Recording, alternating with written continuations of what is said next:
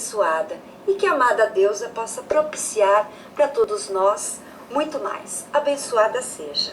Muito bem, então como todos os programas, uma mensagem. Daqui a pouquinho eu conto de onde vem essa mensagem, né? A nossa dica de leitura da semana. Chama-se Miragens.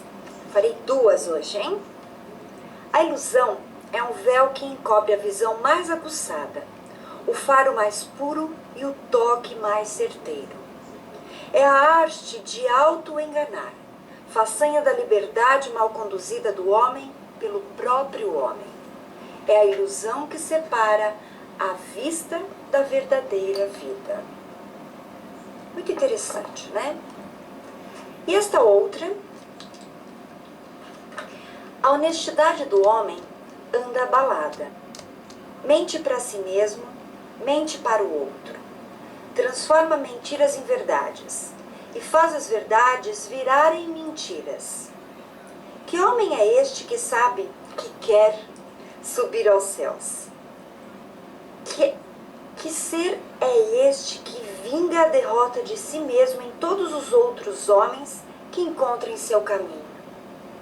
Deus não quer se ver cercado por um bando de mentirosos. Muito interessante. Bem, a dica de leitura, estes livros lindos e maravilhosos, de um tema que eu amo. Pegaram? Muito bem. Olha, 100 ideias de meu anjo da guarda e também 100 ideias do meu anjo da guarda 2. E vocês vão conhecer, sabe quem?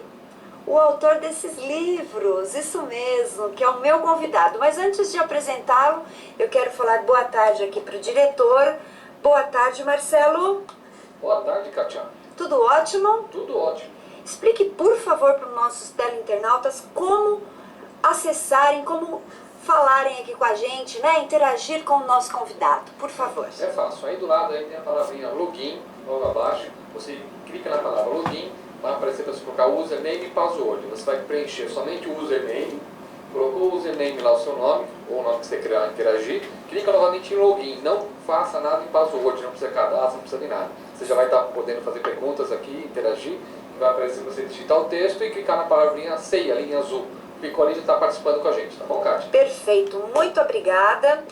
E eu quero apresentar para vocês uma pessoa muito especial, porque assim, ele tem vários livros e ele vai falar sobre eles. Mas a gente vai encaixar aqui nesta prosa gostosa um assunto que vocês sabem que eu adoro, que é a ufologia. E ele vai falar sobre um tema bem interessante para a gente. Então vamos lá. Boa tarde, Fábio. Como vai, minha amiga? Como vai, Tudo querido? bom? Bem, Fábio Del Santoro é um escritor, publicitário e ele traz hoje vários temas aqui para vocês que acompanham este programa e também para quem segue a ufologia, não é mesmo, Fábio? Isso aí. Bem, primeiramente eu quero parabenizá-lo por tanto material e essas... Você sabe que eu fui falando ali da mentira e eu comecei a pensar junto com a mensagem, achei muito interessante. Este livro, você foi um dos primeiros. Aliás, o primeiro. Esse foi o meu comecinho, né? Comecinho lá em 1992, século passado. E foi a primeira experiência, vamos dizer assim, mística que eu tive. Porque um belo dia eu estava em casa e eu comecei a ouvir. Sim. E naquela época eu entendi que eu estava ouvindo pelo ouvido esquerdo. Hoje eu já sei que na verdade eu estava ouvindo pelas minhas glândulas que eram a pituitária do nosso sistema aqui de captação. Sim. Que a gente consegue contatar outras dimensões, né? Então esse foi o comecinho. Ele falou assim, nós vamos fazer um trabalho juntos. Eu falei, tá, você acha que vão me chamar de louco ou não, né? Porque em 92 eu já estava muito envolvido com a publicidade, faz muito tempo. E ele fez 20 anos agora e eu fiz essa edição. Olha, de bolso, gente, olha que bacana. E ele deixou à disposição para que vocês enviem aí para o e-mail, por favor, soldegaia@yahoo.com.br. Então, para você que enviar o primeiro e-mail, vai ganhar o livro. Olha aí que legal. Muito bom. E aí, 20 anos. Pois é, depois desse livro, eu eu escrevi o Brinco, que o ano que vem comemora 20 anos, eu tenho 16 títulos lançados, Sim. né?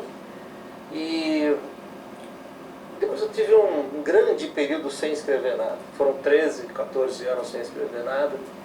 E quando eu voltei a escrever, um leitor desse primeiro livro, ele descobriu meu telefone, não sei como, e me falou o seguinte: Fábio, por favor, volte a escrever. Você veio para cá com esse objetivo. Sim. Esse livro eu dei para todos os meus funcionários, era uma pessoa que tinha empresa, e todo mundo gostou. As mensagens são ótimas mesmo. E eu me senti muito emocionado e muito incentivado a continuar. Esse amparador continua contigo? Claro. É anjo. É anjo? Você denomina anjo?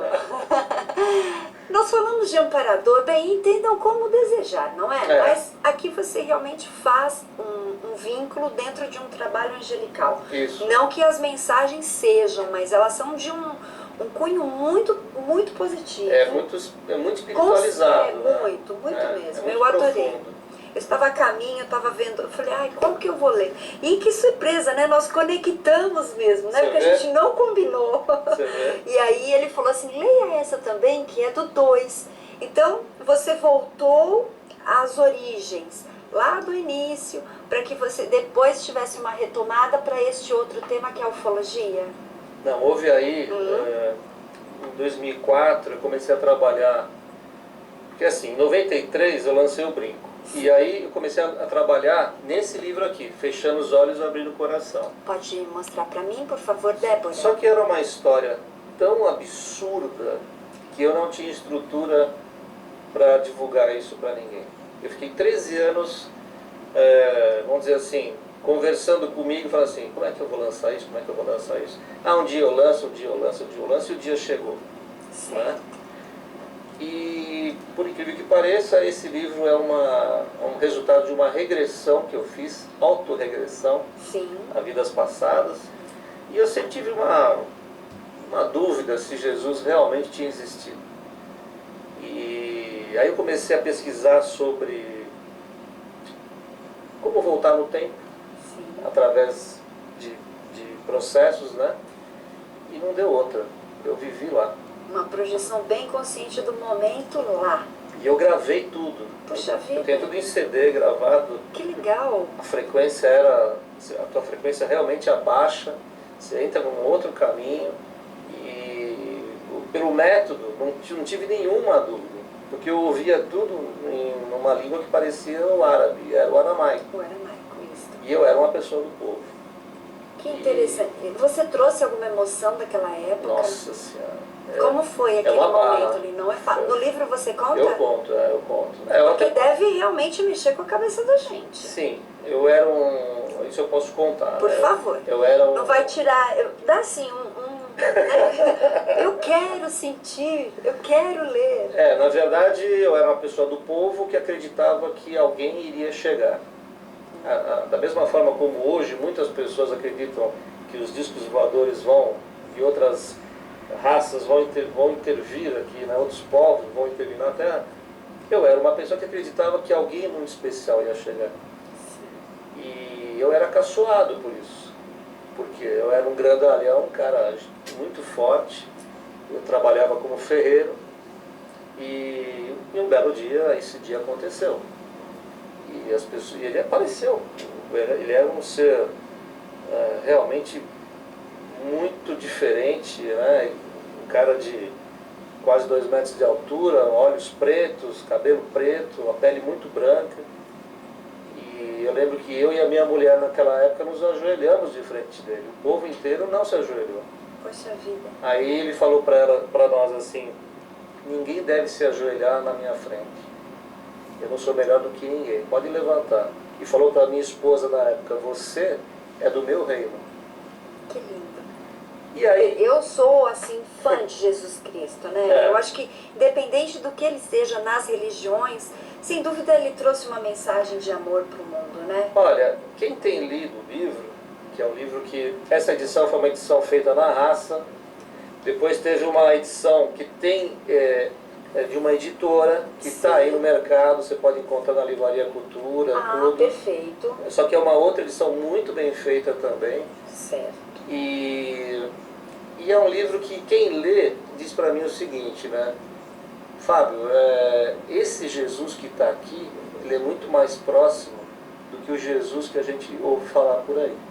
Então isso para mim já acabou. Que comentário maravilhoso. Sempre. Se acessaram, né? Eles entraram na conexão dele. Você realmente conseguiu exercer um papel maravilhoso, porque Jesus ele tem que entrar no coração da gente. Tem. Ele é um enviado do todo, né? É verdade. Então ele é um ser realmente acima da média, ele é um criador de planetas.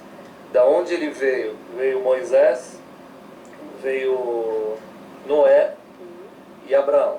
Os 4 são do mesmo planeta. Aí você ficou sabendo por quê? Porque o comandante... Porque aí já eu fiquei sabendo através dos uranianos. Perfeito. Que também é um trabalho maravilhoso que você tem. Eu quero Que mostrar veio- mais um aqui. Que veio lá na frente, né? Podemos já mostrar esse? Claro, claro. Vamos lá.